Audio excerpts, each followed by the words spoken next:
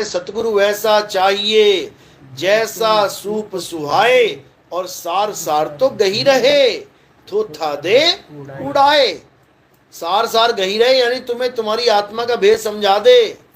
अपनी आत्मा का भेद समझ में आ गया, अब उसमें रमण करो। और जब आत्मा में प्रवेश करोगे यानी अपने आप में प्रवेश करोगे तो क्या मिलेगा? परम पद मिलेगा, तुम्हें परमात्मा मिलेगा। तो कहते हैं ज्यों तिलमा ही तेल है, ज्यों चकमक में आग, तेरा साईं तुझ में है, जाग सके तो जाग। तुम्हारा साईं तुम्हारे आत्मा में विराजमान है। आत्म में राम, राम में आत्म, चीनस गुरमुख विचार। बात इतनी सी है। तो सतनाम कोई मंत्र नहीं है, सत्य नाम कोई नाम नहीं, ये है आपन रूप। और जो जाने इस भेद को, पावे आप स्वरूप। सतनाम तुम्हारा स्वरूप है। कबीर सागर पढ़ोगे ना, जब पहली लाइन में क्या लिखा है? सत्य नाम है सार, बूझो संत विवेक करी, उतरो भवजल पार, सतगुरु का उपदेश यही। कह रहे सतनाम कोई मंत्र नहीं है, सतनाम है सार। सार यानी जिसका कभी नाश ना हो। सतनाम ही तुम्हारी आत्मा है। मैंने सुना है महाराज जी, सत्य नाम से पाप का नाश होता है। बिल्कुल होता है। सत्य नाम को सिमर के तर गए पतित अनेक, तेही कारण नहीं छोड़िए सत्य नाम की टेक। ज्यों ही सतनाम हृदय धरया और भयो पाप का नाश, जैसे चिंगारी अगन की पड़ी पुरानी घास। पहले ये समझ लो कैसे होता है। कोई कहे कि सतनाम मुझे गुरुजी से मिल गया, अब मेरे सारे पाप खत्म हो गए। और गुरुजी के पाप ना खत्म हो पा रहे हैं। गुरुजी खुद दांतों की दवाइयां खा रहा है, दांत में पायरिया हो गया बेचारे के। गुरुजी खुद बेचारा पुलिस से डंडे खा रहा है, जेल में तारीखें भुगत रहा है। गुरुजी बेचारा खुद भूख लग रही है, रोटी खा रहा है, फिर दस्त लग जा रहे हैं तो बेचारा डॉक्टरों के पास भाग रहा है। ये सतनाम अगर मिल जाए तो फिर पाप खत्म हो जाने चाहिए, सारे कष्ट खत्म हो जाने चाहिए, लेकिन ऐसा नहीं हो रहा है। इसको समझ लो।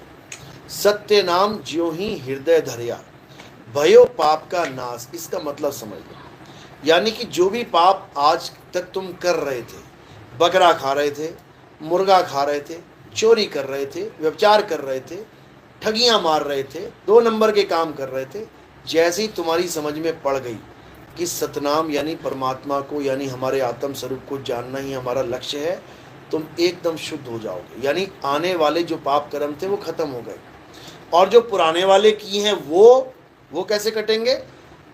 कर्म आपको पता है कितने प्रकार के होते हैं? 3 प्रकार के होते हैं। एक होता है संचित कर्म। संचित कर्म क्या होते हैं? जो जन्मों जन्मों से संचित है, जो आने वाले जन्मों में भुगतान होने वाला है। एक होते हैं प्रारब्ध कर्म। प्रारब्ध कर्म से क्या बना है? तुम्हारी देह बनी है। तुम काले हो, तुम भैंगे हो, तुम लंगड़े हो, तुम लूले हो, तुम्हारे दिल में छेद है, तुम्हारी किडनियां फेल हैं, तुम्हें पैदा होते ही पीलिया हो गया। ये किसकी वजह से हो गया? प्रारब्ध कर्म से। और एक होता है वर्तमान कर्म, यानी क्रियामान कर्म, यानी अभी आग में हाथ डालो और अभी स्वाद ले लो, कर्म का फल ले लो अभी के अभी। समझ रहे हो? तो ये तीनों प्रकार के कर्म ये चलते रहते हैं। प्रारब्ध कर्म तुम्हारे ऐसे खत्म नहीं होते, इसका भुगतान करना पड़ता है। उसके लिए क्या बोला है कि शूल से सुई हो जाते हैं। शूल से सुई हो जाएंगे, लेकिन तुम कहो कि बिल्कुल साफ हो जाएं, नहीं हो सकते भैया। कर्मगत टारी ना टर है।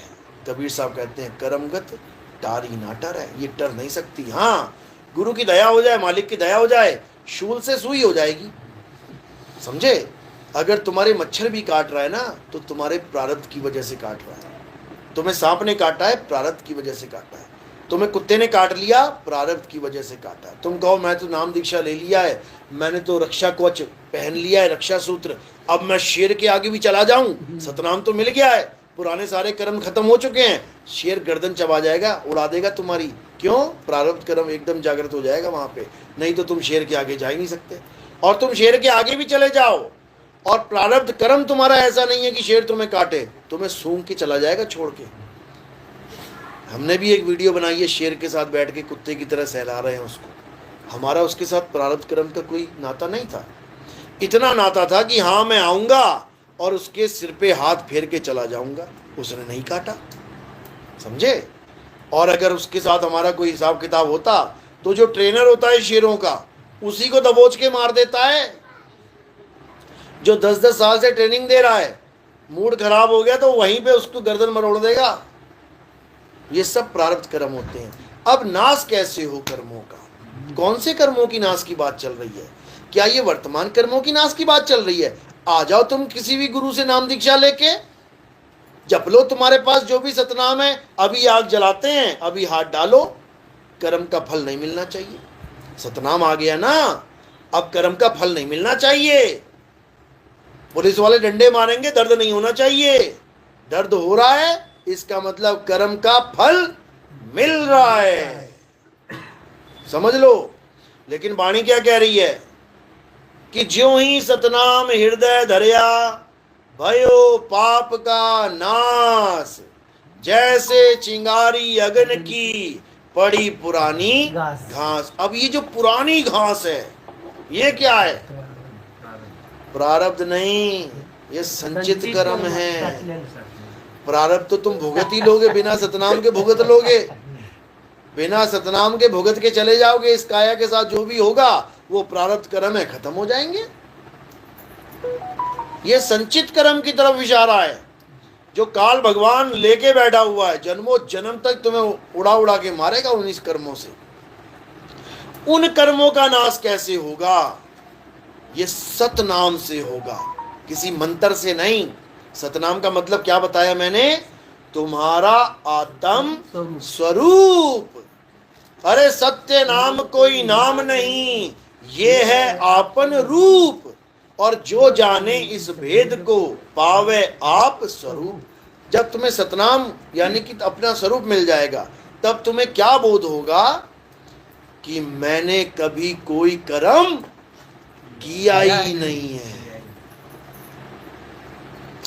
जैसे ही तुम्हें यह बोध हो गया कि मैंने कोई कर्म आज तक किया ही नहीं है, मैं अकर्ता हूं, तुम्हारे जन्मों जन्म के कर्म स्वाहा। समझ लो, कल तुमने एक सपना देखा जिसमें तुमने AK-47 से 50,000 लोगों को गोलियां मार दी ना।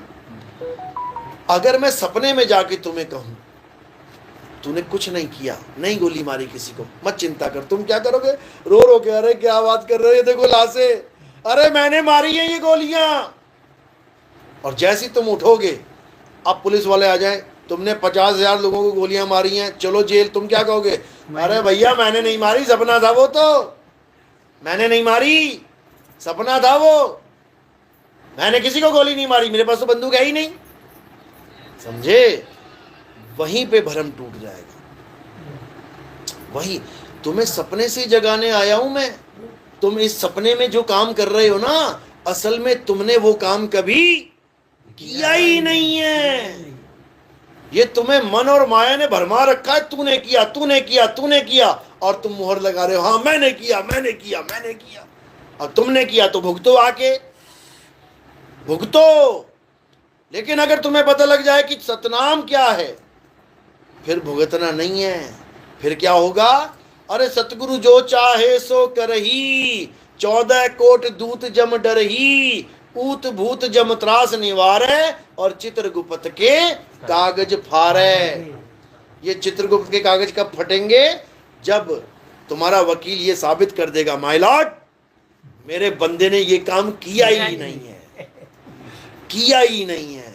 इसलिए कह रहे हैं तो कर ले गुरु वकील, मुकदमा भारी है। इतना भारी मुकदमा है कि गुरु भी जेल में बैठा हुआ है। और करोड़ों लोग अभी भी जुड़ रहे हैं। ये नहीं समझ रहे कि वकील खुद जेल में बैठा हुआ है। करोड़ों लोग और जुड़ रहे हैं, यही दिक्कत है। और क्या बोल रहे हैं कि एक ऐसा समय आएगा जब सतनाम ही सतनाम दुनिया में होगा। किसकी वाणियां दिखा रहे हैं? बाबा रामदेव की, ऋचा वालों की। बाबा रामदेव कह रहे हैं कि सतनाम का झंडा पूरी दुनिया में फहरेगा। अरे तुम तो सतनाम को सत्य मानते ही नहीं हो। तुम तो कहते हो सतनाम से मुक्ति होगी नहीं। तुम तो सार नाम सार शब्द भी देते जा रहे हो आगे। तुम्हारे वाले सतनाम से मुक्ति नहीं होगी, तुम्हारे वाले सतनाम से ये कर्म नहीं कटेंगे, कबीर साहब वाले सतनाम से कटेंगे। कोटि नाम संसार में एक वाणी, बस कोटि नाम संसार में इनसे मुक्ति ना होए। और हाँ हाँ का दाता, हाँ नहीं, कोटि नाम संसार में इनसे मुक्ति ना होए। गुपत नाम सतपुरुष